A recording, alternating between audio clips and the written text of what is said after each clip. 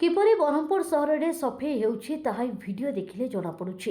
ब्रह्मपुर महानगर निगम विभिन्न पोखरी को सौंदर्यकरण करने लक्ष लक्ष टंका खर्च करुछि, हेले सौंदर्य को खराब करुछि घरोई संस्था सफेई अभियान। ए दृश्य होउछि अशोक नगर निकटरे थिबा कमापल्ली पोखरीर। ब्रह्मपुर महानगर निगम सफेई करने घरोई संस्था सफेई अभियान नामक संस्था को प्रदान करिछि, हेले ठीक भाबे सफेई हेउ नथिबा बेले विभिन्न अंचल में कुड़ा कुड़ा अलिया आवर्जना गदा होइछि। जोंठी पारुछि सेठारे अलिया डंप करिबारे लागिछि घरोई संस्था।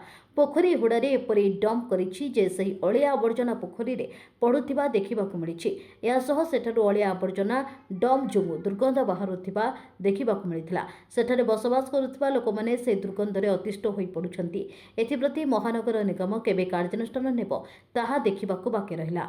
गंजामरो सूर्य नारायण बेहेरांक रिपोर्ट।